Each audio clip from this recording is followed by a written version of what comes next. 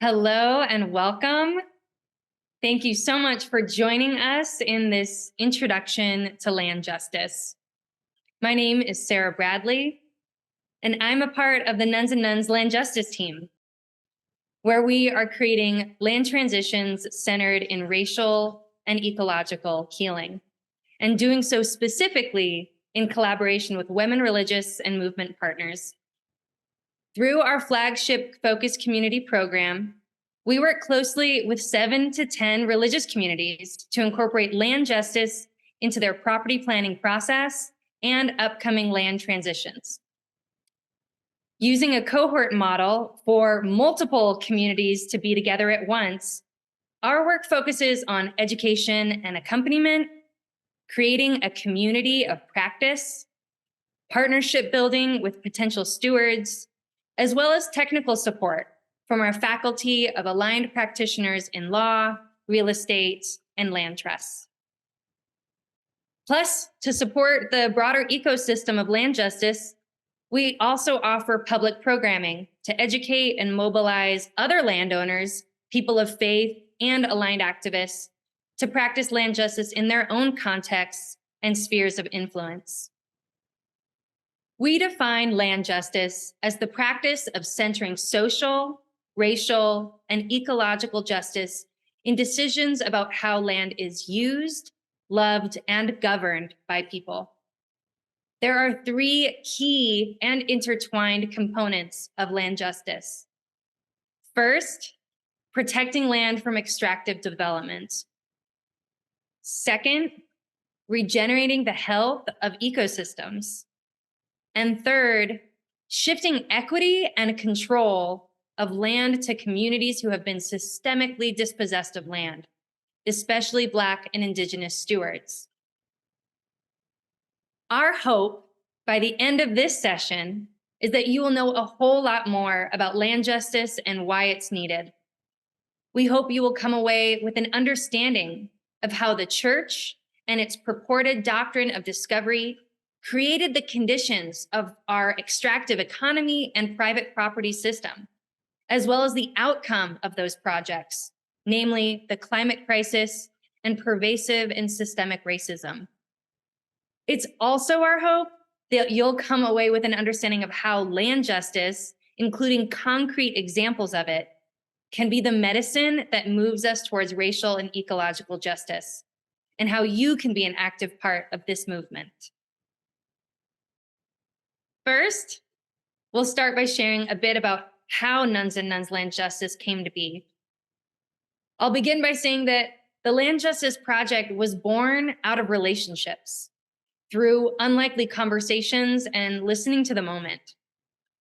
Nuns and Nuns began in 2016 as a place of encounter between older women religious and younger community-oriented activists of many spiritual backgrounds, many of whom did not claim one religious affiliation, earning the nickname nuns or none of the above. These encounters took the form of dialogues and meetups all over the country and centered on shared interests of justice, spiritual formation, and community. I found this movement when I was in my late 20s, exploring important questions for my own life. I was so deeply inspired by how religious life was a practical pathway to a radical economy and way of life.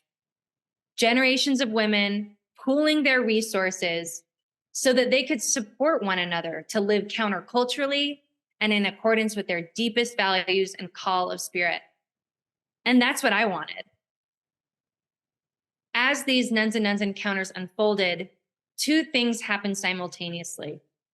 First, our nation began to more intensively face long-standing existential reckonings. The intertwined crises of pandemic, climate collapse, and racial injustice revealed just how deep the roots of colonization and racism run through our history and how pervasive their impacts are in our society today. Secondly, we witnessed our friends, the sisters, move through the experience of their communities aging and growing smaller and needing to make some very tough decisions. We found ourselves in conversations with words like diminishment, divestment, and disposal of tangible assets. Most communities of women religious in the country are either facing now or will soon be facing the need to make long-term decisions about what to do with land and property. This is also true of many churches, parishes, and even families as the baby boomer generation ages. So we began to ask, given what time it is on the clock of the world, to quote the late great Grace Lee Boggs, given the ecological and racial healing that so desperately needs to take place in our time, what then shall we, the nuns and the nuns, do together? So we started to have a lot of conversations. We talked to sisters, we talked to retreat centers, we talked to grassroots movement partners. And by that, I mean climate justice groups and rematriation and reparations leaders and solidarity economy collectives. And so it was through asking that question and the conversations it prompted, we began to see our role. We saw that so many grassroots groups, especially Black and Indigenous collectives, are ready to take on and steward land, but continue to be blocked from access and ownership.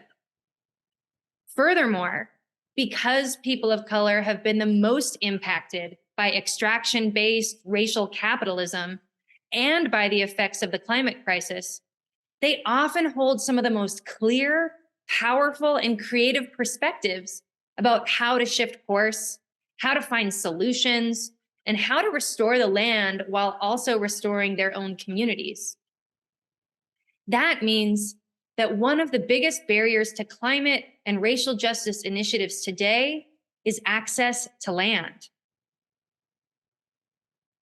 We also found that there was no community or support for religious landowners to get more creative and bold about how decisions about land could best reflect their values. Landowners needed to be organized in order for land justice to happen, and that simply wasn't happening at any sort of scale. So, with the steadfast encouragement of sisters and movement partners, the Nuns and Nuns Land Justice Project was born in 2021 with the purpose of supporting religious communities to incorporate land justice into their property planning. Now, decisions about property can feel daunting, and they're often held in this very narrow business mindset rather than a holistic or values-rooted one. People often separate their justice work or their ministry from these kinds of decisions. However, in the first 2 years of this work, it's become clear to us that land and property is key to both racial and ecological healing in this country. Who owns it? What happens on it? Who governs it? Land plays an integral role in how communities heal among themselves and heal with other communities. Land holds our stories, and she is the site of our country's great original sins. As such, repairing those harms through the decisions we make about land today can be our hope. And it's how we will create a livable future for all of us. So, we see the potential for property decisions to bring forth powerful transformation in our society. If people of faith were to center land justice in their property decisions, it could be one of the most significant things we do. It could help tell a new story of what's possible. But in order to tell a new story, we have to understand the old ones we're living in right now.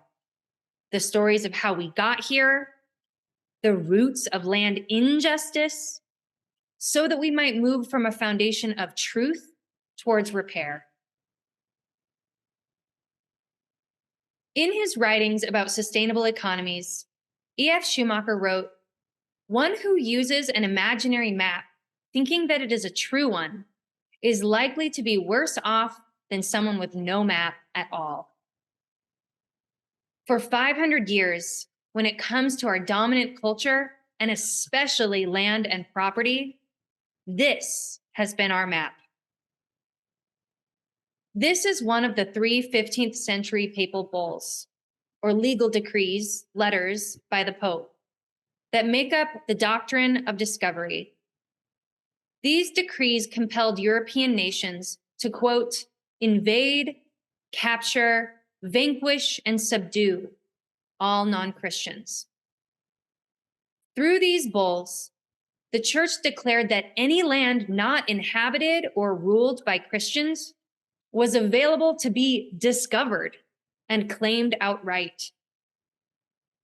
These papal bulls acted as the legal, political, moral, and spiritual justification for some of the most heinous projects of the next centuries: the genocide of indigenous peoples and theft of indigenous lands, the transatlantic slave trade, and by 1914, the colonization of 84% of the land on Earth by European nations and their descendants, including the landmass now called the United States. These decrees were inherently white supremacist and Christian supremacist, and they justified grotesque violence. As many of you are aware, the Vatican recently repudiated the doctrine, stating that its ideas are antithetical to Catholic teaching. However, it's critical to clarify that this announcement did not formally repeal or rescind the doctrine. It did not take responsibility for its implementation. It did not put resources towards making amends or reparations, nor did it extricate it from our current legal system. The doctrine of discovery is an active legal doctrine in the United States.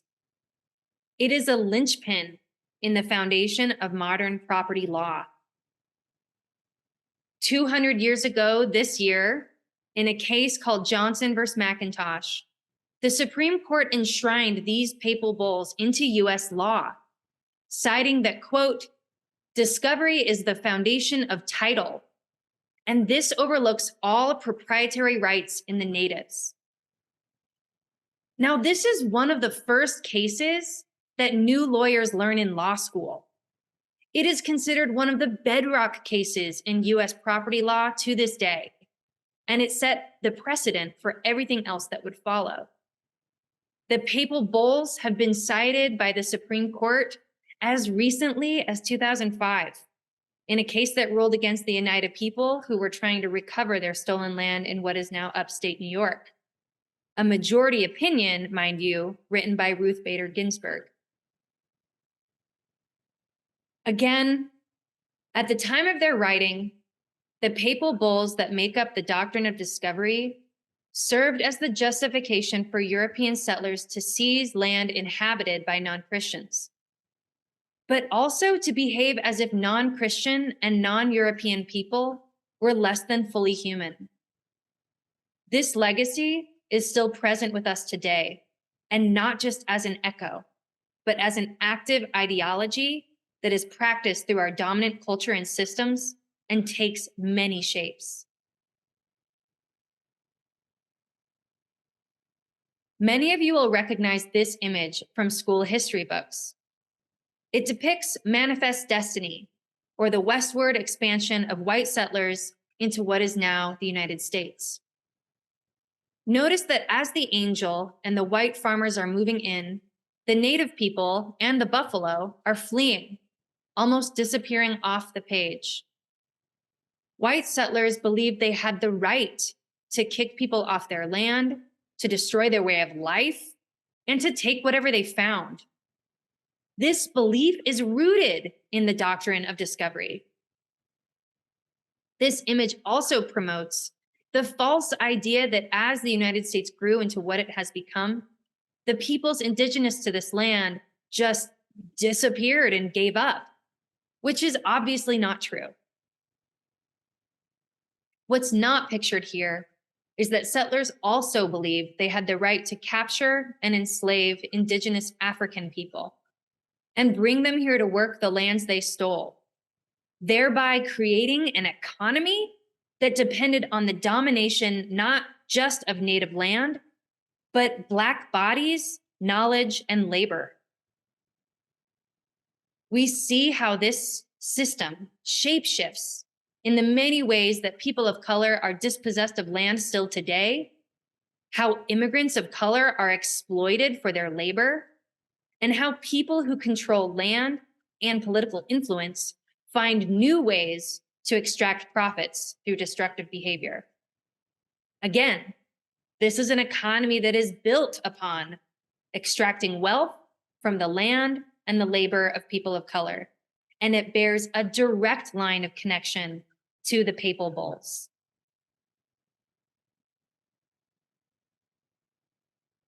We can see this story through another image. This is a place you'll likely recognize and know by the name of Mount Rushmore. However, this place, located in the Black Hills, has a much older name, Haisapa. It is one of the most sacred grounds for the Oceti Sakowin, the Lakota, Dakota, and Nakota people. It is their emergence point, akin to a Christian's Garden of Eden. Led by the US Army and the greed of gold mining interests, white colonists stole these sacred hills using violence, knowingly breaking a treaty in which the US had agreed to never touch these hills. Then, into that sacred stone, a part of which the Lakota called the Six Grandfathers, they carved the faces of 4 of their white leaders, each of whom participated in genocide against indigenous people. During President Trump's July 4th celebrations at Mount Rushmore in 2020, a group of Lakota activists exercised their right to free speech and their responsibilities as the rightful stewards of the Black Hills, demanding the return of Haisapa, which under treaty law is still their land. These activists were arrested by police dressed in riot gear and criminally charged for simply standing up for their rights guaranteed to their nation by treaty with the United States government. This picture is an apt metaphor for how we got to where we are today, through land theft, destruction, and cultural domination. And where we are currently is that 98% of private land in the United States is owned or controlled by white people, rather than indigenous people, who up until recently had communally stewarded this land since time immemorial. There's an important reframe needed as we understand the story of colonization. Many of us grew up with the idea that the US is a nation of immigrants. However, immigrants take on and adapt to the local customs, the language, the laws and governance, and other social systems of the place they move to. That is not what happened on Turtle Island. The more accurate description for the dominant US system and culture is that it reflects a nation of settlers. Settlers destroy in order to replace. Rather than adapt to indigenous economies and ways of life, white settlers violently imposed their own. Rather than respecting the sovereignty of the nations they were moving to, white settlers attempted to eradicate them and force them into subjugation and dependency on the colonial state. So, to review the land story here, it was through the doctrine of discovery that indigenous lands were stolen and allotted into parcels, and then given or sold to white people by white colonial governments. Now, there's a lot more we could get into about exactly how this happened, involving treaties and US trading posts and Indian agents, patents, and all sorts of acts by Congress, including the Homestead Act and the Dawes Act. But for now, this simple statement will stand. Land was stolen from indigenous people by the US government and then given freely or sold for pennies on the dollar to white settlers. Land, which continued to be passed down and sold as private property, enforced and policed by the state. We see these hard boundaries in fences, barbed wire, and no trespassing signs. For many people, the only choices are to accept these lines or face state violence. Now, once these grids of private property were created by the US government, the state and settlers adopted this idea of fair market value of land. That is, a monetary value of land that would match the price that the highest bidders are willing to pay. Fair market value of land is often thought of as natural and inevitable, but it's important to remember that it's a fairly new practice in human history, and there have been many other ways societies have made decisions about land. Fair market just means that the people with the most money, not the people with the deepest relationships or the ones best positioned to steward land, get to decide what happens to land. As such, it might be much more accurate to call this concept unfair market value. And as will likely surprise no one here, in US society, the highest bidder is statistically most likely white. Today, the median white family in the US has a net wealth of $147,000, while the median Black family has a net wealth of $3,500. This is but one facet of the racial wealth and wellness gap. The racial wealth gap comes from an accumulation of many forms of harm to communities of color. The projects of colonization, enslavement, and land theft that we've been talking about, but also redlining, incarceration, and many, many other forms of discrimination. On the other side of the wealth gap, white people in our society have accumulated massive amounts of wealth because the system has been designed for us to acquire and then pass down property to heirs over centuries. White families have 16 times more wealth than Black families. The average Native American household has 8 cents of wealth for every dollar of wealth in the average white American household. Native Americans have the highest national poverty rate at 25.4%, compared with 8% for white Americans. This is, of course, a self-perpetuating wealth gap. We can talk about this dynamic with academic and economic terms like primitive accumulation and regulatory capture, but the result is simple. Because white settlers and the colonial state stole Native land and Black labor, they amassed enormous wealth. And because those with wealth can leverage it to direct political agendas, they protect and increase that wealth and status through our various social systems across time. In land, we see that the result today is that 98% of private rural land and 95% of urban land is owned by white people. Meanwhile, people of color continue to be the labor backbone of our economy, comprising 70% of the farmers in this country. So, farmers of color are 70% of the agricultural workforce, but own less than 2% of the farmland. This means we probably all ate something today grown by a farmer of color who works on white-owned land.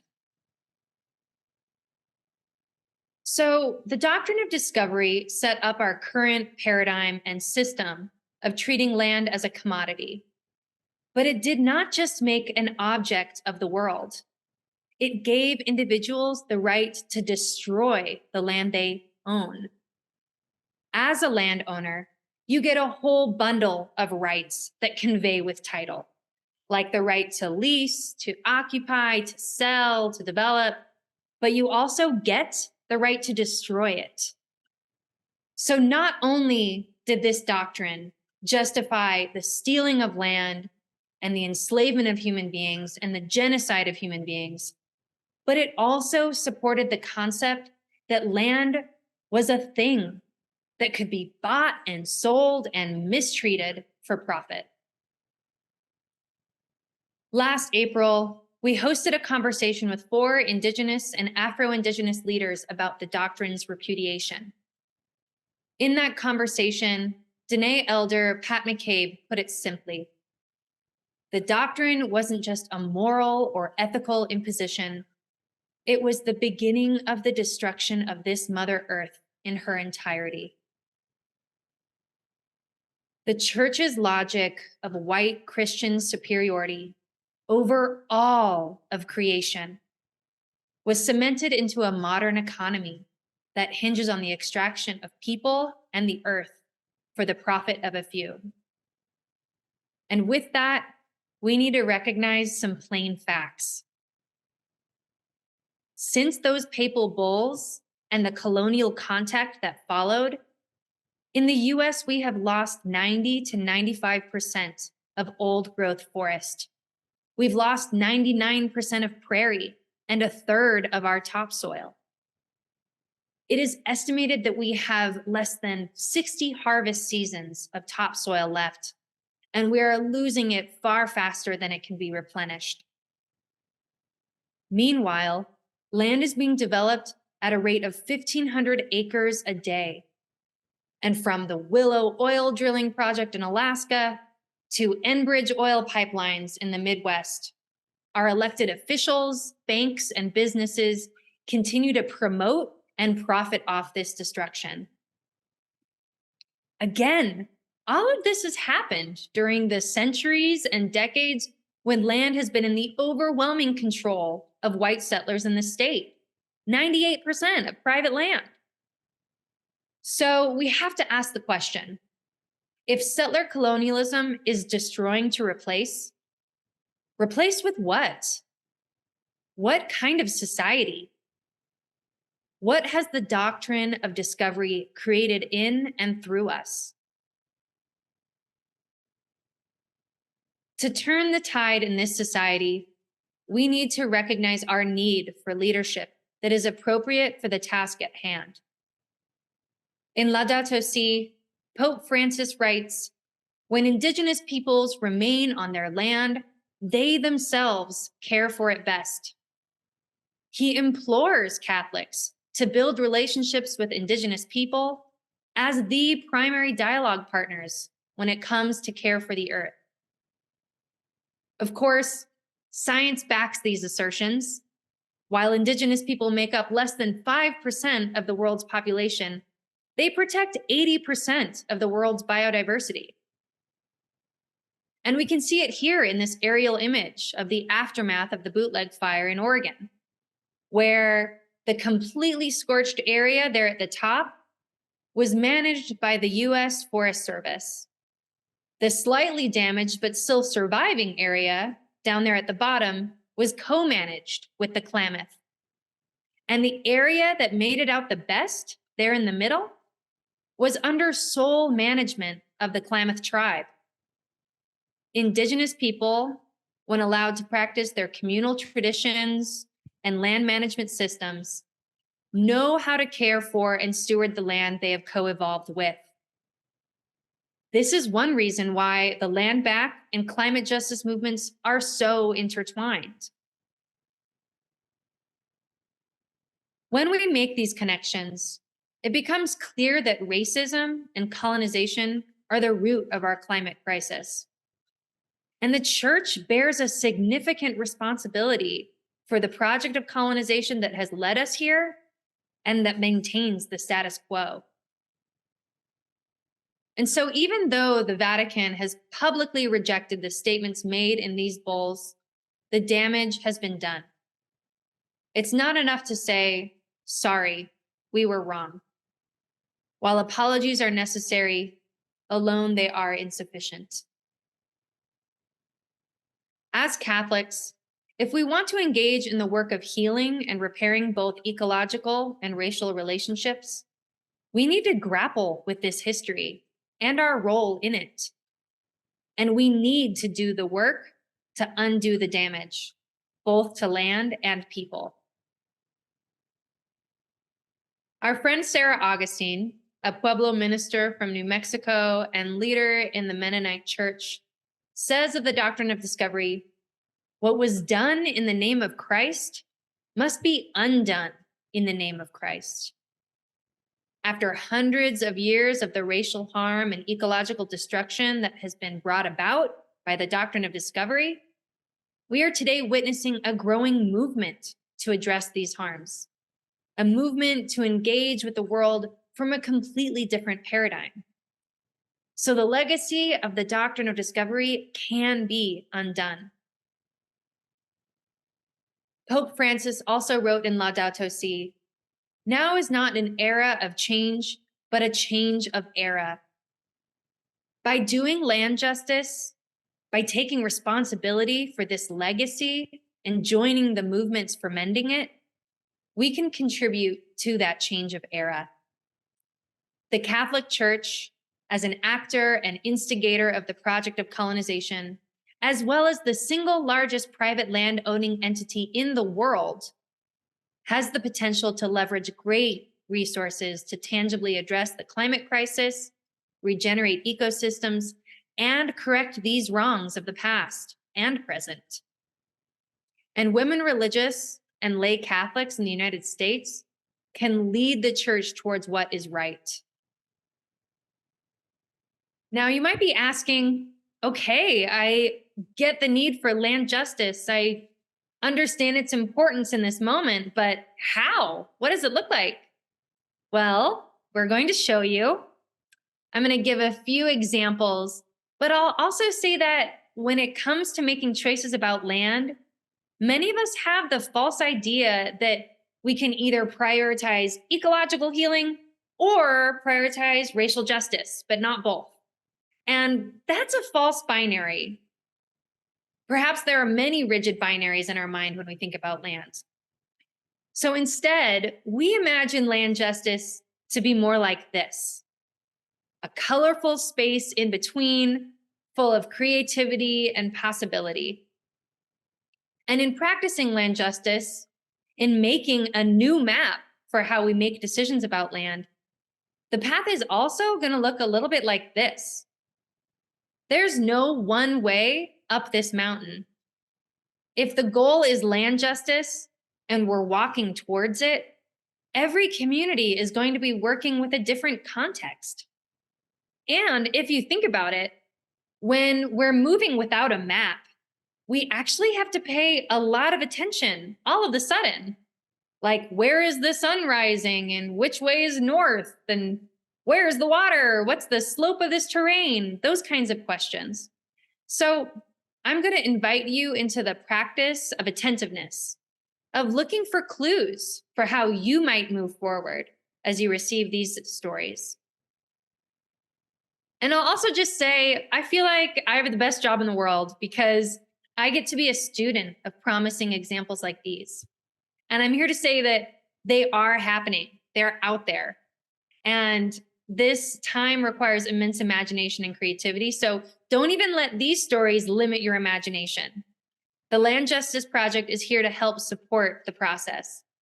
And I haven't learned as much as I have in my life, my entire life, than I have in the past 2 years as we've opened up these questions and learned from the people doing this on the ground. So I'm going to give 4 short stories of how religious landowners have taken steps towards land justice. And the first one is the Shinnecock kelp farmers and the CSJs of Brentwood, New York. This is a picture of the Shinnecock kelp farmers, 6 women indigenous to the area called Long Island. Their project began because these women saw that all the Hampton Bays on Long Island, including Shinnecock Bay, were being polluted by billionaire septic systems and golf courses, causing huge algae blooms and dead zones. Now, the Shinnecock carry an ancestral practice which is extremely helpful in this situation: growing kelp. For at least 10,000 years, the Shinnecock have grown kelp as a food source, a versatile fiber for traditional uses, and as an ecological management system. Kelp filters carbon dioxide at a rate 20 times that of a forest on land. And it also filters nitrogen out of the water, which is what creates those algae blooms.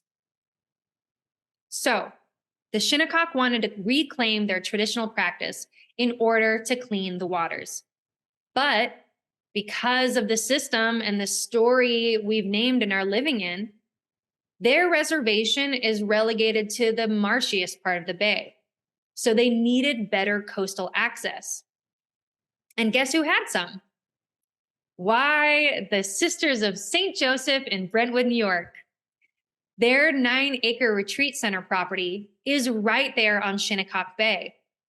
I'll shout out here that the CSJs in Brentwood are one of our first 7 focus communities. The Shinnecock knew the CSJs because some of those sisters had been showing up to their protests for a few years. So Becky, the elder in the Shinnecock group, and she's the second from the left in that picture, went up to Sister Joan Gallagher and said, "This is what we want to do." And Joan said, "Absolutely. Whatever you need, we'll help." So together, they turned a building of the retreat center into a kelp hatchery, and the Shinnecock revived this 10,000-year-old practice. The sisters donated a car to one of the members who was having transportation issues so that she could keep coming and farming. And what Joan says of this relationship is really beautiful. She says, "Being in relationship with the Shinnecock in solidarity must be at the heart of who we are, because a future emerges from the relationships that we cultivate in the present."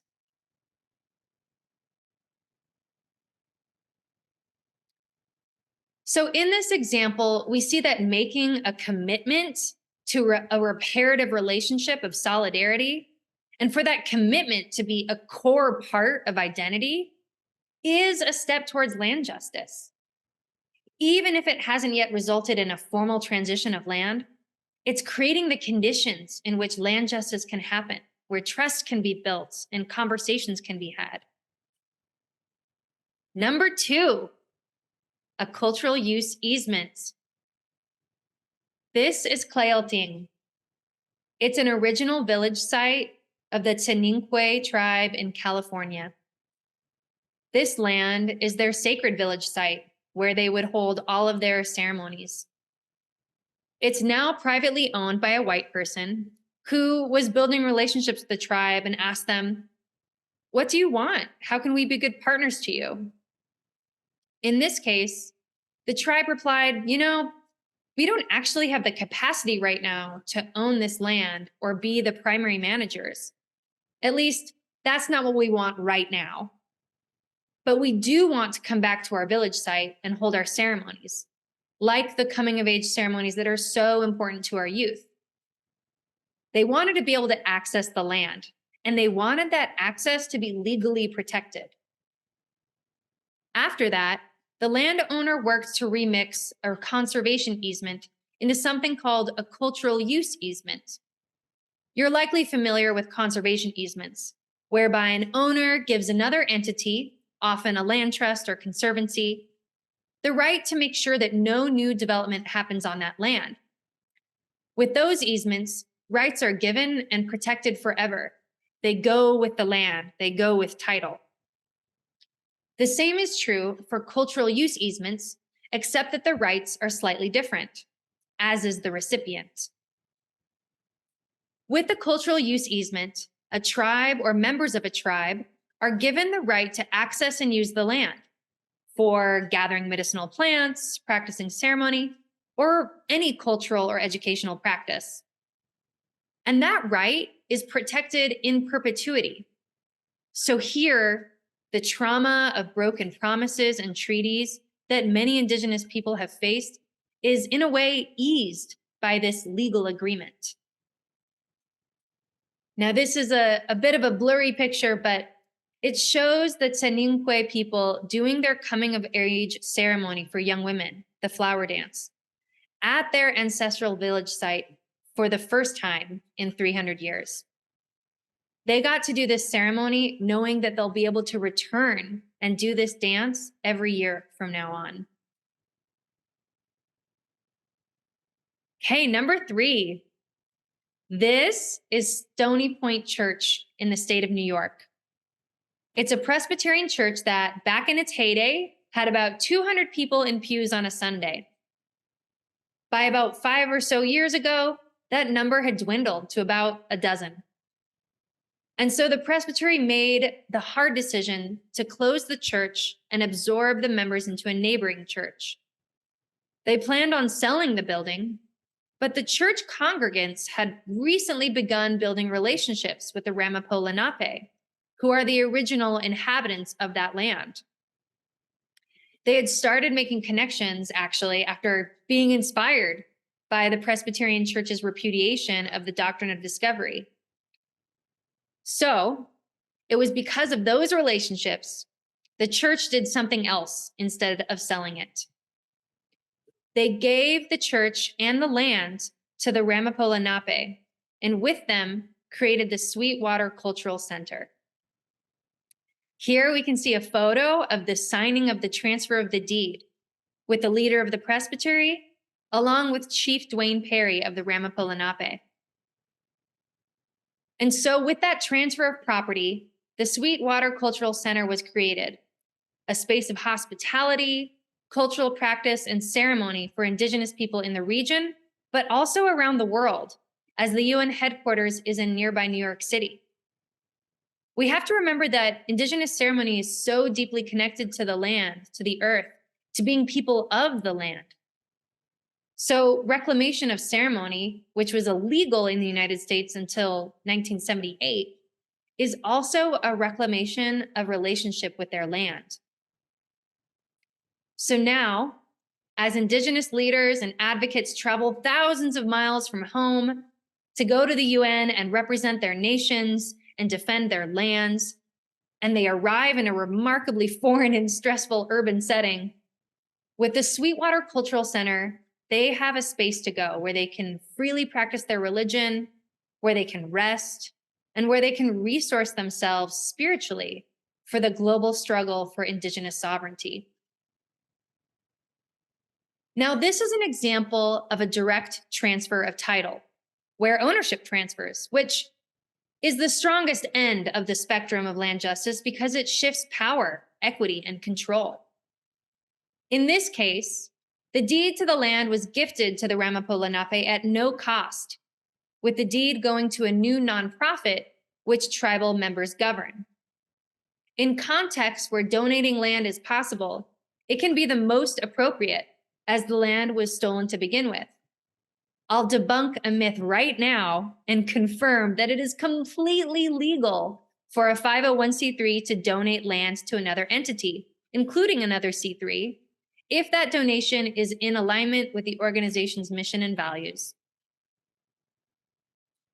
While donating land can certainly be the most just and fitting course of action, I'll give one caveat and say that we've also learned that some BIPOC collectives would prefer a simple purchase rather than a gift that comes with strings.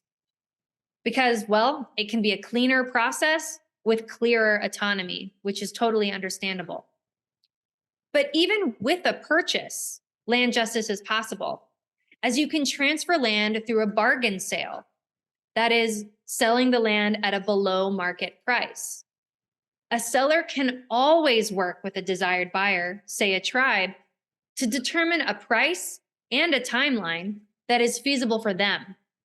And they can also offer support in fundraising for purchase, as well as any legal or administrative costs. Okay, we're rounding the corner. Story number 4. This is Callie Walker.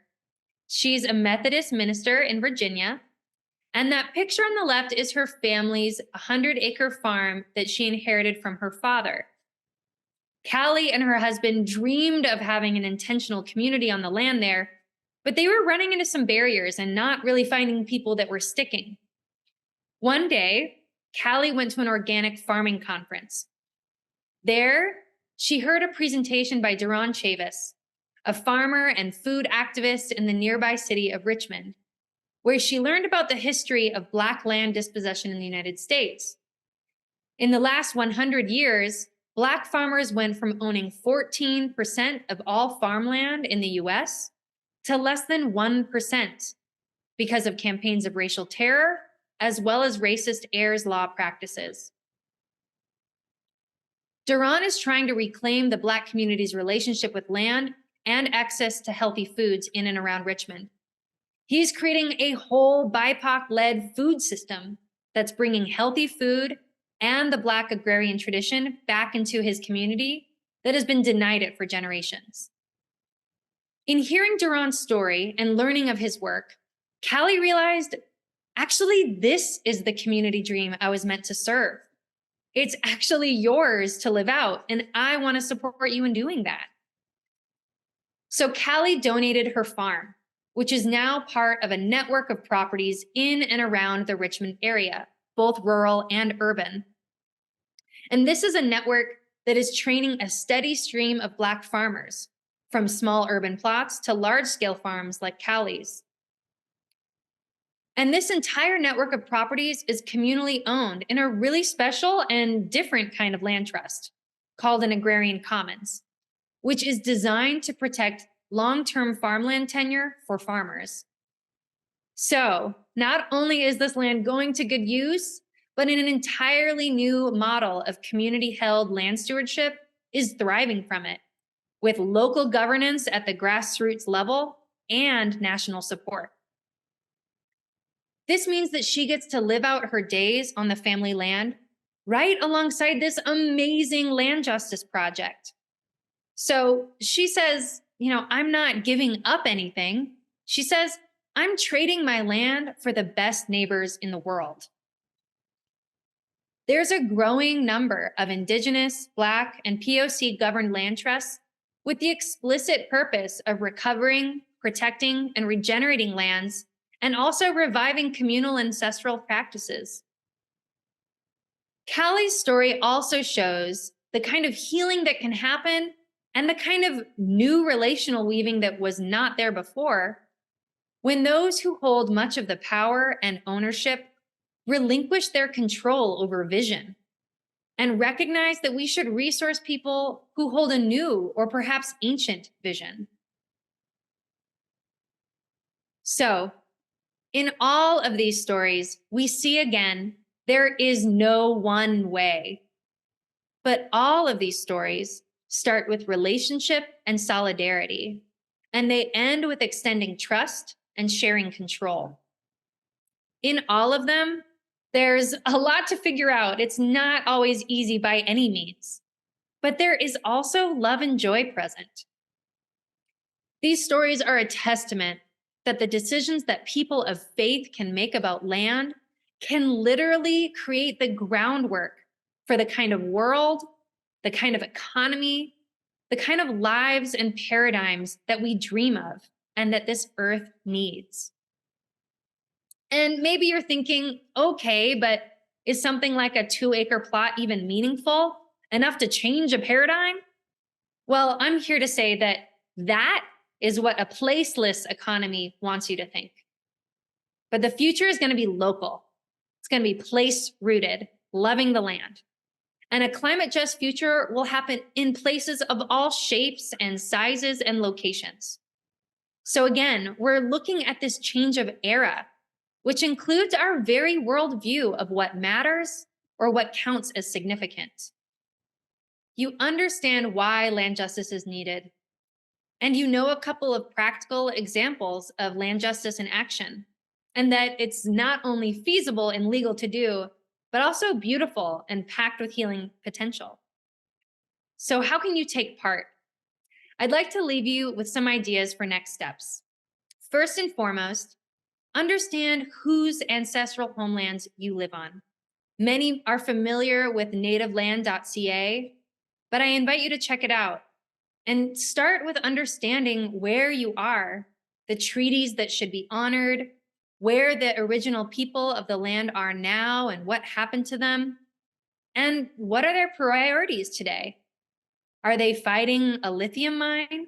Are they cleaning up the waters near you? Perhaps they're raising money for land recovery or inviting non native volunteers to join their efforts. Whatever it is, I hope you show up. And if you or your family or any group you're a part of own land that might be divested in the coming years, I invite you to consider these options and know that there are so many more. It is possible to do this, and it's happening more and more every day. There is a lot of creativity and relationality we can bring to the process that is far more compelling and values aligned than what a conventional real estate agent or lawyer will tell you. So make sure you choose your counsel wisely. And, if you have an upcoming land transition and want to start connecting with any of our partners, you can reach out to us at land@nunsandnuns.org. This also requires relationship building with potential stewards, but we definitely only recommend beginning that process once you have an understanding of what you can start to offer. BIPOC organizations and tribes are already very under resourced and frankly don't have the time for maybes and make believe. So we invite you to really do your own inner work and work with your group to understand more of what might be possible. And if you don't own land, there are a lot of other ways to be in solidarity with the land justice movement. One super easy thing is to pay your local land tax or real rent. There are a bunch of city, state, and regionally specific voluntary land taxes that are raising money from non native residents for the self determination of grassroots indigenous groups and tribes. There are more and more cropping up each day. Our teammate just started one in Wisconsin, and there's another beginning in Minnesota. So I invite you to look it up. Next, get these conversations going in your church community. Advocate for your church to donate a consistent percentage of their budget as a land tax, or enlist other members to do so. And is your church thinking about divesting from property or transitioning some new land use? If so, consider that your church community could do one of these options or something else. They could donate the land, they could do a bargain sale to a BIPOC group, or they could donate a significant percentage of any sale of property to Black and Indigenous groups. Another thing you can do is talk to your local government officials and advocate for public lands to go into Indigenous co-stewardship or management. State lands, municipal lands, forest land, community parks, these are a really big opportunity for transitioning land into rightful stewardship. Even land trusts and conservation groups, they need to be having these critical conversations as well. And of course, apply this learning into your own spheres of influence, whatever they may be. Your company, your neighborhood, your book club. Advocate for true histories to be taught in your school district and state, including and especially from Indigenous and Black perspectives. The climate justice movement doesn't need everyone to be working in a movement organization. We need everyone to be bringing their activism into the work and into the roles they are already in and the communities they are already a part of. And lastly, keep learning. We are organizing a lot of educational programming and we'll be coming out with some very exciting stuff in the following fall and spring. Sign up for the Land Justice mailing list to stay up to date with new campaigns, partnerships, and learning opportunities. You can follow the link in the screen. 2 years into this work, it has become clear just how key land is to both racial and ecological healing. What happens with it, who owns it, who governs it. Land plays an integral role in how communities heal themselves and heal with other communities. Land holds our stories, and she is the site of our country's great original sins. As such, repairing those harms through the decisions we make about land today can be our hope, and it's how we will create a livable future for all of us. For those of us who are the descendants of settlers, we carry a responsibility and a profound opportunity to step up and into the healing work currently left undone. There is a vibrant ecosystem of Black and Indigenous regenerative land stewards who are recovering ancestral lifeways and earth healing practices. and who are ready to go, but they don't have access to land. Black food sovereignty collectives, indigenous land trusts, youth language programs, migrant-led cooperatives. People of color are doing their work to heal the land, their communities. Are we? We can be a group of settlers who unsettle and act in solidarity with Indigenous, Black, and other POC-led movements, repairing the harms of colonization and these unjust systems and restoring wholeness. You might be familiar with this image from Meg Wheatley. This is an image of a dominant system coming to a close and an emergent system arising from the ashes. So we are in this change of era. We're kind of in between worlds. Wheatley identifies many different roles and jobs related to this work of hospicing the old and midwifing the new. And with land justice, we're talking about resourcing the new paradigm. So from my perspective, land justice, this work of repair, is where the true vitality of the church is lying in wait, where spirit is calling and aliveness is moving in people to create this new paradigm. Participating in land justice is not a story of getting smaller. It's about fully inhabiting this moment in history, of being awake to it, of resourcing the world we need with the wealth and land that's been amassed by institutions for the last 500 years. Because Johnson versus McIntosh was passed 200 years ago to this year. Imagine, what would it look like if we really act like this was year one of a different paradigm? And what if your parish, your family, your community were part of that story? When I see communities walk into these kinds of conversations, I see the best, most vibrant gifts of faith alive and flourishing. I see the pursuit of truth and justice. I see people reading and responding to the signs of the times and moving resources to where the need is greatest. I see courage. I see learning and being willing and open to ask new questions. I see community remapping the world and ourselves in it. And most of all, I see hope. I hope you'll join us. Thank you so much.